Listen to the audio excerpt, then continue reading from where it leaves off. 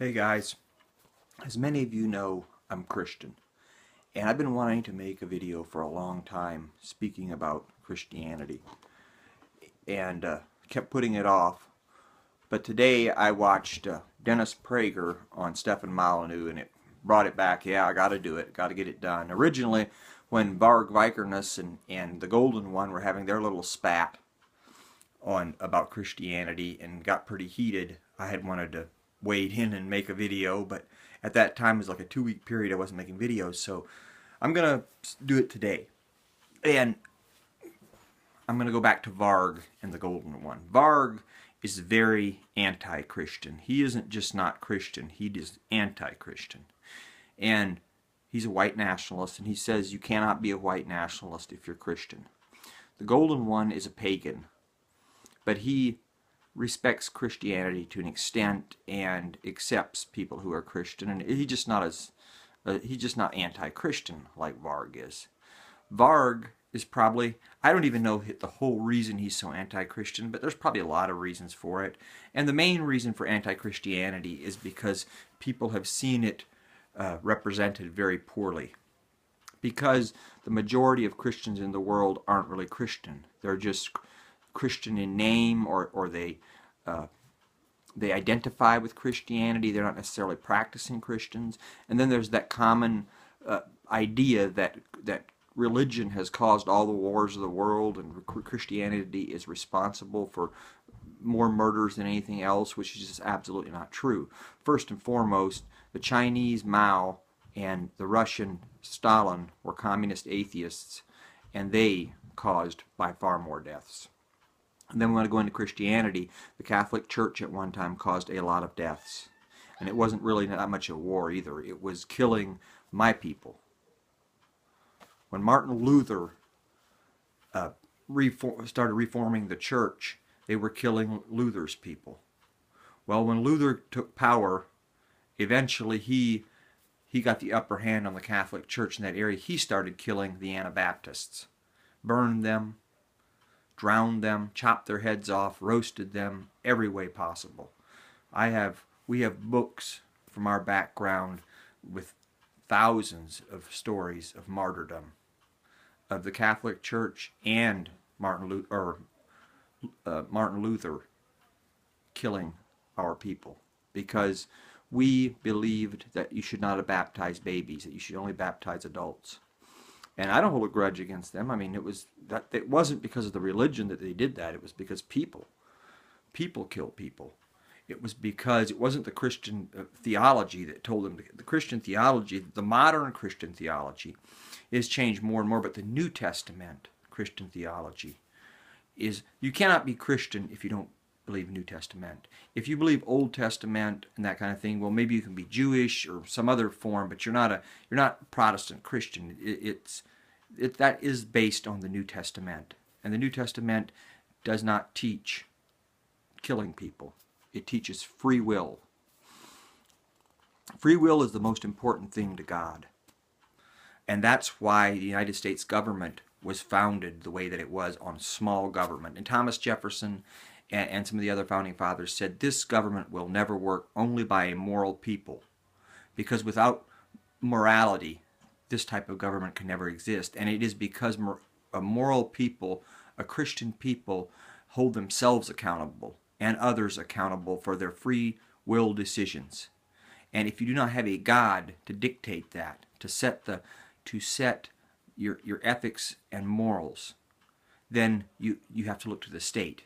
And when you start looking to the state for your guidance of what's right and wrong, and then it's just a hotbed of breeding ground for big government, because the state becomes the God. And that's my biggest problem with atheism. Atheism almost always substitutes the state for God, or if they don't, they have a very loose idea of morals and don't have much common ground, and I don't even know where they base their morals off of. It's just what they feel. If you have no Bible, no God, and no religion, how are you going to base your morals? Where is that compass going to come from, that moral compass? What are you going to go by? Just by what you feel? If you go by your feelings to what you decide is right and wrong, or just what your society says is right and wrong. And then when you have immigration and you have other societies move in there, how can you keep them from doing the same thing? I mean, you can pass laws, I know it, but then the state's still responsible to enforce those laws. People aren't responsible. You don't have that individual. You don't have that individual desire or that individual responsibility to govern yourself. When you have people, that are, or should I say, when you have a Christian nation with the majority Christian people in it who really do live by Christian ethics and moral ethics, then they govern themselves. They are their own hardest critics. They are out there. I'm not saying you don't need a state at all. I'm saying it can be very limited because people and society governs themselves because they have a moral, they have moral obligation. And when you have atheism or no religion, it becomes very dim. The lines become very blurred on what is moral. And I'm going to use Dennis Prager, who was on Stefan Molyneux, an example he made. And he said he met a lady on a plane one time, and she told him she was vegan, and he asked her, a little bit about it, and she said, well, I just don't believe in killing animals. And he said, I can respect that, She said, and what's to say that animals are less valuable than humans? And then he said, well, would you kill, or would you choose between your dog or a stranger? And he said, you didn't answer right away. And he asked her again, did you hear my question? And she said, yes, I'm thinking. But think about this. If you go by your feelings on morality, and you love your dog, but a stranger is in trouble, they're both drowning, who are you going to save?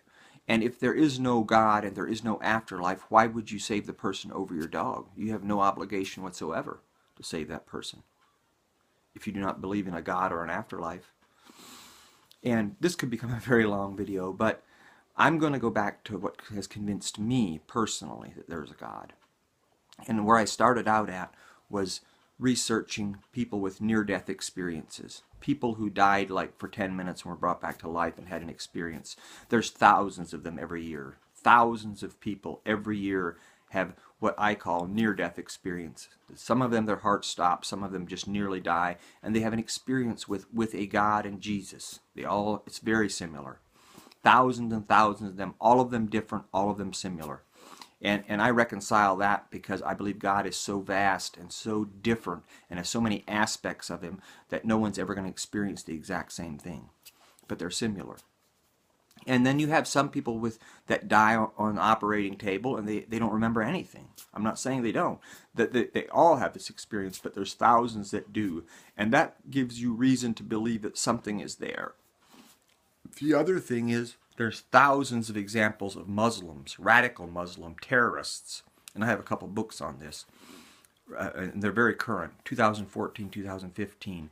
Terrorists in ISIS and al-Nusra that were killing people, were committing acts of terrorism, and had dreams of Jesus, and became converted to Christianity and radically changed. Talked to no one until later. They became changed basically on their own, and then met other people and totally changed their way of life. Such a dramatic turnaround just from a dream that they had or a vision. There's thousands of these examples. So there's a lot of stuff there. Now, an atheist or a person of science, which I'm not against science by no means, but a hardcore person on science would say, well, how can they prove this? Well, we can prove it by their life. We can prove it. We can't prove exactly who God is and how He operates. We can prove that it is unnatural. There's no other religion that people convert to and radically change. Not all Christians are good, but or professing Christians. There's so much. That's the problem with Christianity. There's so many people that identify with it or profess it but don't live it. And there's so many people that are religious about Christianity. It's a religion to them, not a way of life. And there's a big difference in that. But I'm telling you, there's so many examples of this happening to Muslims, these visions and dreams.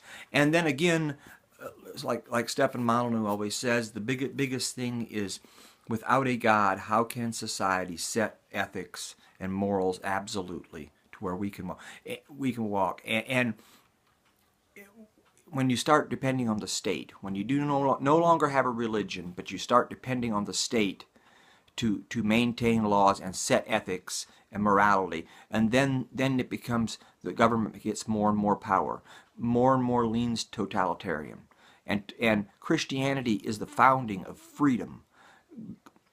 The whole concept that you cannot be Christian except by your own free will, no one can force you.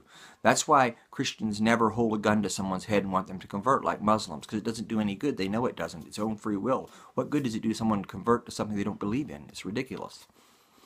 There's a lot more to say, but those are some of the points I wanted to bring out. Some of the points, there's so much more to discuss, so many more facts to bring out. But I'm at almost 11 minutes in this video. I don't want to just keep ranting about it, and I want to do a little bit more of an organized video on it with some more details. But hey, comment, tell me what you think, and definitely be interested from hearing from you. Please hit subscribe and like if you like my videos. I would appreciate that. Peace.